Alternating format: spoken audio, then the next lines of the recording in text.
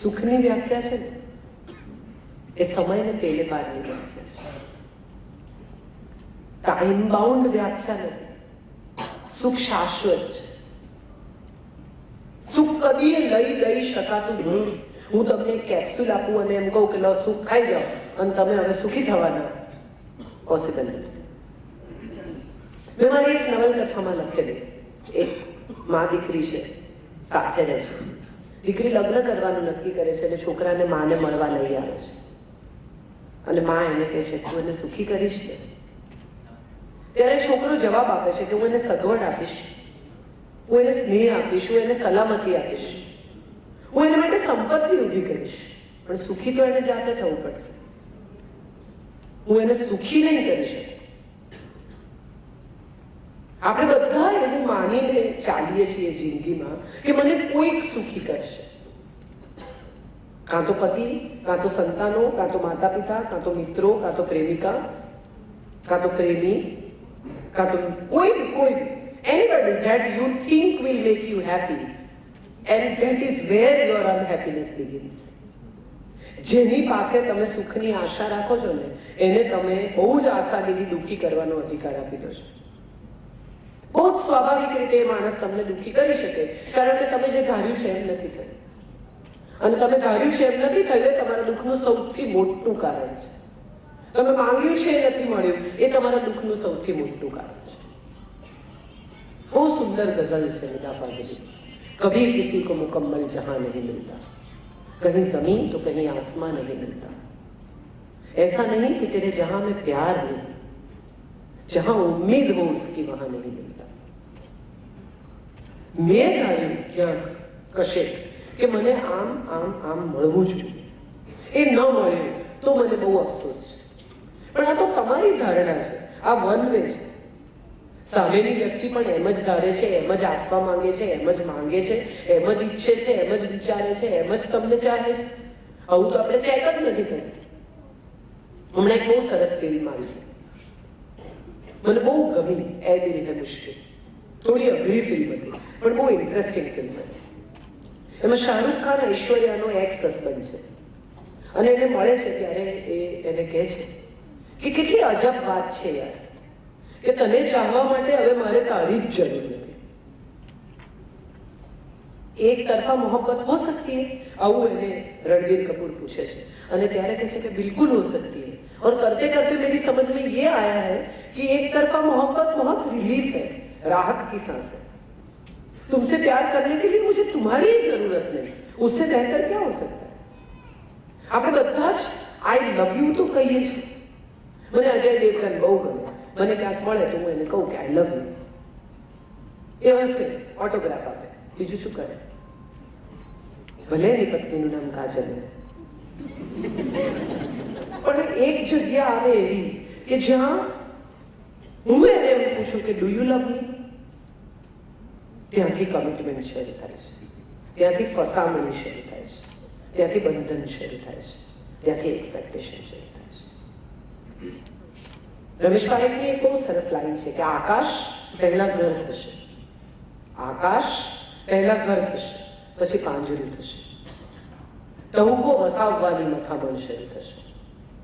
ટહુકો વસાવી શકાતો જ નથી. આપણે બધા એમ માનીએ છીએ કે આપણે સુખને કેદ કરી લઈશું. સુખ શાશ્વત હોવું જોઈએ. લગ્ન જીવનની શરૂઆતના દિવસોમાં જે રોમાન્સ હતો, અથવા જ્યારે પ્રેમમાં પડ્યા, જ્યારે ફોન પર વાત કરતા હતા, એક એક કલાક પત્રો લખતા હતા, 1 કલાક એટલા ધીમા અવાજે આજના છોકરાઓ, મને ઘણી વાર નવાઈ લાગે કે આ શું કરે છે, ફોન ચાલુ છે કે ખાલી પકડી રાખે છે, એટલા ધીમા અવાજે વાતો કરે. અને કલાક વાત કરીને પછી આવે ને તમે પૂછો શું થયું, શું વાત કરી, કઈ નહીં. તો કલાક શું કર્યું, કઈ નહીં. તો અંગ્રેજીમાં બહુ સરસ શબ્દ છે આને માટે, સ્વીટ નથિંગ્સ. આ બધા સ્વીટ નથિંગ્સ છે, આમાં કઈ નથી વાતમાં દમ. તે શું પહેર્યું, મેં શું પહેર્યું, તે શું ખાધું, મેં શું ખાધું, ક્યાં જઈશું, અચ્છા એમ કરીશું, અને સપના જુએ જાત જાતના. હિન્દી સિનેમાએ એક તો બહુ મોટો દાટ વાળ્યો, છોકરાઓને શીખવાડ્યું કે મોટરસાયકલ પર ભાગી જવાનું, પછી જંગલમાં જઈને લાકડા કાપવાના અને ઘર બનાવવાનું. ફોરેસ્ટ ડિપાર્ટમેન્ટ જખ મારે છે આપણે આપણી રીતે લાકડા કાપીને ઘર બનાવી દેવાનું, ઇલેક્ટ્રિસિટી પણ આવશે, પાણી પણ આવશે, મચ્છર પણ નહીં કરડે, કોઈ સમસ્યા જ નથી. ત્યારે આ સપના જોવાની જે આખી પ્રવૃત્તિ આપણે શીખવી સિનેમા દ્વારા, છોકરાઓ સપના જોતા થાય. 16, 17, 18 વર્ષે તો પ્રેમ થઈ જ જવો જોઈએ સાહેબ. ના થાય તો આપણેમાં કઈ પ્રોબ્લેમ છે. મારે બોયફ્રેન્ડ નથી, આવા ડિપ્રેશન આવે છે છોકરીઓ સાયકોલોજીસ્ટ પાસે જઈને કહે છે કે મારા બોયફ્રેન્ડ નથી, મારામાં કઈ ખોટ છે. સવાલ એ છે કે દરેકનું સુખ દરેકને માટે જુદું છે. મને કાળો ગમે, તમને ભૂરો ગમે, આને લાલ ગમે, આને પીળો ગમે, આને સફેદ ગમે, અને જેને જે ગમે છે એને વિશે તમારી પાસે કોઈ એક્સપ્લેનેશન નથી. તમને પીળો કેમ ગમે છે? તમારા મનોવૈજ્ઞાનિક કારણોમાં ઉતરીને કોઈ ભયાનક એનાલિસિસ કરીને કશું કરીને શોધી કાઢે કે ઓ અચ્છા, આ બાળપણમાં એમની પાસે એક પીળું રમકડું હતું, માટે પીળા રંગ સાથે એમનું એસોસિએશન છે, માટે એમને પીળો. આટલું બધું ચૂંથવાની જરૂર નથી.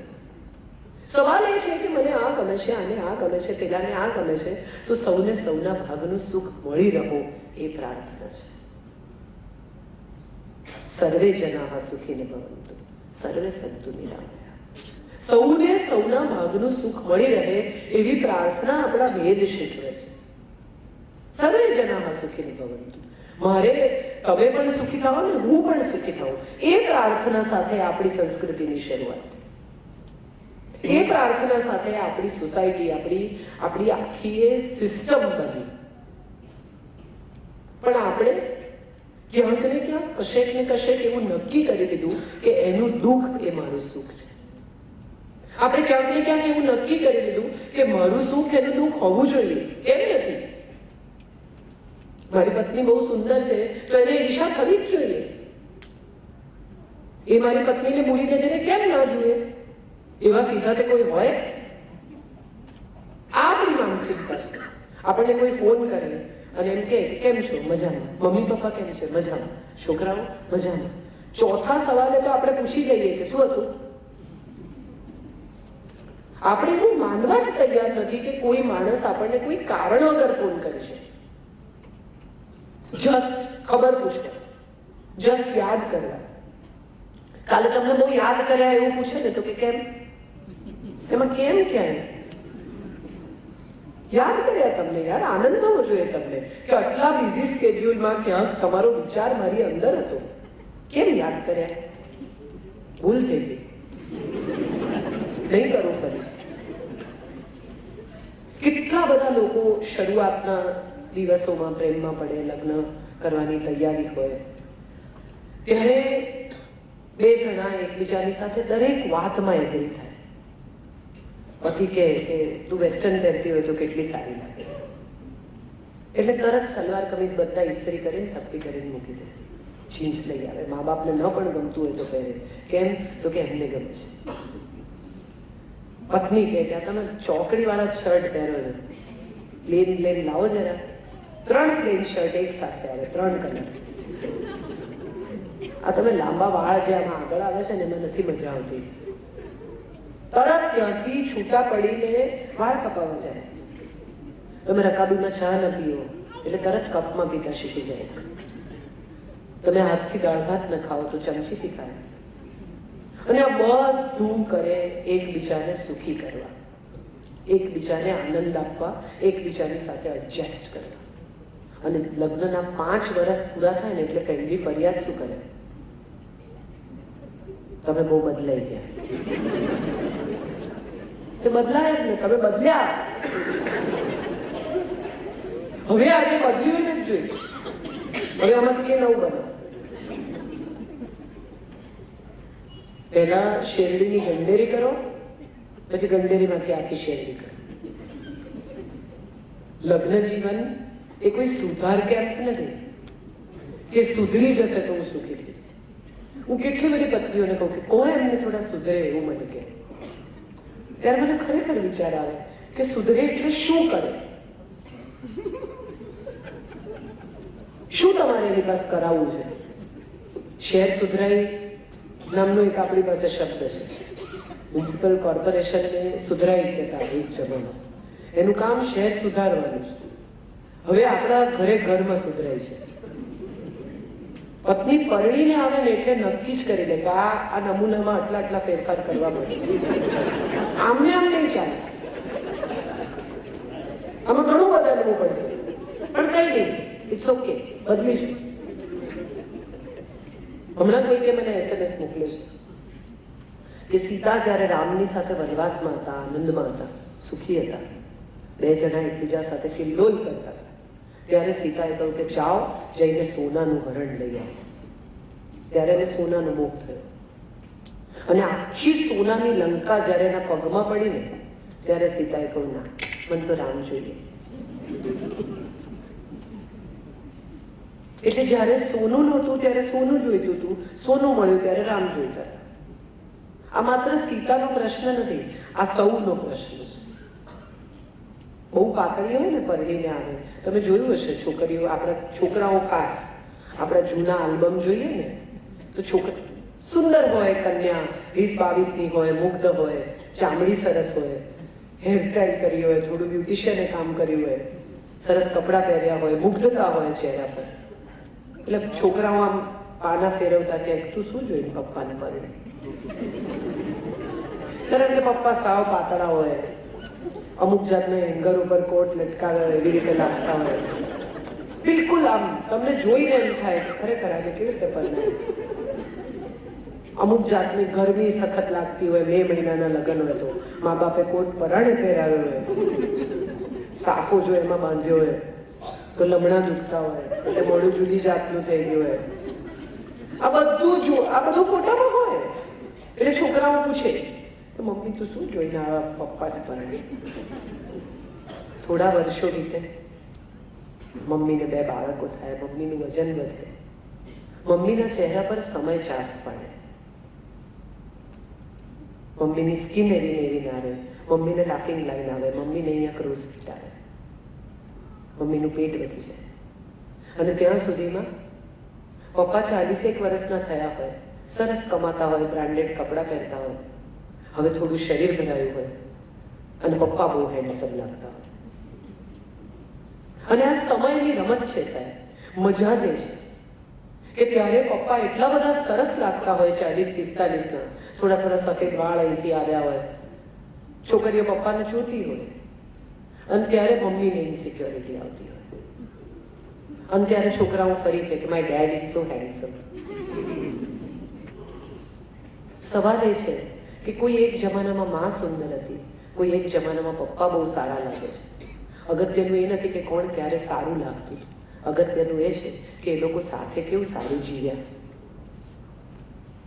એ બંને જણા ભેગા થઈને ખૂબ સારા મા બાપ બને, ખૂબ સારા પતિ પત્ની બન્યા, એકબીજાને અથાગ ચાહ્યા કે નહીં, ડ્રોઈંગ રૂમમાં ઝઘડ્યા, સતત છોકરાઓની સામે એવું દેખાડ્યું કે અમે 2 જણા એકબીજાના વિરોધી છીએ, કે સતત છોકરાઓની સામે એવો એક જ સંદેશ દેખાયો કે મમ્મીએ ના પાડી તો ના બેટા, આઈ એમ સોરી.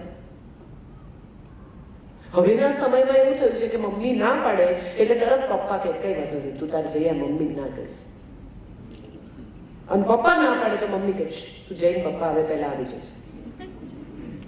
બાળક શીખી જાય છે એકબીજાની સામે વાપરતા બંને જણ. અને પછી આપણે સુખ શોધીએ છીએ એવા સંબંધોમાં કે જે સંબંધોમાં તો આપણે મોરું બની ચૂક્યા છીએ, એવા સંબંધોમાં કે જે સંબંધોમાં આપણે મોરું પહેરીને જીવીએ છીએ. ક્યાં છે સુખ આમાં? આપણો દમ, આપણો અહંકાર, આપણી રમતો, આપણો માલિકી ભાવ, આટલું જ રહ્યું છે આમાં. આમાં સ્નેહ તો ક્યાંય ખોવાઈ ગયો, આમાં વાલ તો ક્યાંય વિખરાઈ ગયો, આમાં કમિટમેન્ટ તો છે જ નહીં. અને પછી આપણને લાગે છે કે હું સુખી નથી. કેટલા બધા લોકો આપઘાત કરે છે આ દેશમાં. દર વર્ષે 1,35,000 લોકો આપઘાત કરે છે. 1,35,000 people. અને આ ચોપડે નોંધાયેલા કેસ છે. એમાંના કેટલા બધા કેસીસ એવા છે કે જે ચોપડે નોંધાતા જ નથી. હું જીવનથી હારી થાકી કંટાળીને આપઘાત કરું છું, મને કોઈએ શોધવો નહીં, કેટલા લોકો સંન્યાસ લે છે, કેટલા લોકો ભાગી જાય છે. કેમ? સુખી થવા. અહીંયા દુઃખ છે, ત્યાં હશે. બુદ્ધ જ્યારે પાછા ફરે છે કપિલવસ્તુ યશોધરા પાસે, અને પહેલી વાર યશોધરાને મળવા જાય છે સંન્યાસી થયા પછી, એ ભાગી છૂટ્યા છે. યશોધરાને એકલી સૂતેલી મૂકી, બાળક એની સાથે સોંપી. પોતાનું નાનકડું બાળક પોતાની પત્નીના ભરોસે મૂકીને ભાગી ગયો માણસ સાધુ થવા, સુખ શોધવા, દુઃખનો ઉપાય શોધવા. આ રાજમહેલમાં આ સુખોની વચ્ચે એને સુખ નથી, એને લાગે છે અહીંયા દુઃખ છે, મારે સુખ શોધવું છે. અને સાહેબ, તમે જો અભ્યાસ કર્યો હોય તો તમને સમજાશે કે એક શિવ સિવાયના લગભગ બધા જ દેવો અથવા લગભગ બધા જ સંતો એવા પરિવારોમાંથી આવે છે કે જ્યાં ખૂબ સુખ હતું. એક તરફ સંપત્તિ છે અને બીજી તરફ વૈરાગ છે, એના સ્વિંગમાં જ માણસ ઝૂલે છે. કાં તો એક તરફ સંપત્તિનો સ્વિંગ છે, કાં તો બીજી તરફ વૈરાગનો સ્વિંગ છે. મધ્યમ માર્ગ, સમતા, ત્યાગીને ભોગવવું, મજા કરવી, અને છતાંય એ મજાને રોલમાં રાખવી, બીજાને દુઃખ ન થાય એવી મજા કરવી, આવું તો એક જ માણસે કર્યું. અને એનું નામ હતું કૃષ્ણ વાસુદેવ યાદવ. ભગવાન હતો કે નહીં, ચમત્કારિક હતો કે નહીં, અદ્ભુત હતો કે નહીં, કોને ખબર. પણ એક મહત્વની વાત એણે આપણને આપી, અને એ આપી કે તમે જ્યારે જ્યારે જિંદગીમાં તમને એમ લાગે કે તમે ગૂંચવાયા છો, તમે અટવાયા છો, તમે સપડાયા છો, ત્યારે દરેક વખતે નિર્ણય કરો અને નિર્ણયનું પરિણામ ભોગવો. ડિસિઝન તમારું તો પરિણામ તમારું. આપણે બધા એવું શીખી ગયા કે યદા યદા હિ ધર્મસ્ય ગ્લાનિર્ભવતિ ભારત, આવશે અભ્યુત્થાનમ અધર્મસ્ય. એણે જે ભૂલમાં કહી દીધું કે હું આવીશ, એ પછી આપણને ટેવ પડી ગઈ કે આવશે, એ કરશે ને યાર. એ નવરો છે, એને બીજું કઈ જ કામ નથી. કેટલા બધા લોકો સવારના પોરમાં ઉઠીને રાશિ ભવિષ્ય વાંચે, ખબર તમને? કચ્છગન, પઠણ, મટર. કેટલા બધાને મંગળ નડે, બુધ નડે, ગુરુ નડે, વીટીઓ પહેરે, ગળામ પહેરે, વાર કરે. તમે વિચાર કરો, જે અહીંથી દેખાતો નથી નરી આંખે, એ તમને કેવી રીતે નડે? અને દાખલા તરીકે એને નડવું પણ છે તો એક મંગળ કેટલાને નડે? આપણે તો એટલા બધા છીએ, અબજો લોકો. આ અબજો લોકોને નડવા માટે મંગળે બીજું કંઈ કરવું જ ન પડે. એને સવારથી આઈડેન્ટિફાય કરવા પડે કે આ ને આ આટલા નડી સાથે. એ સિવાય એને કોઈ કામ કરવાનું રહે જ નહીં. નડે છે શું?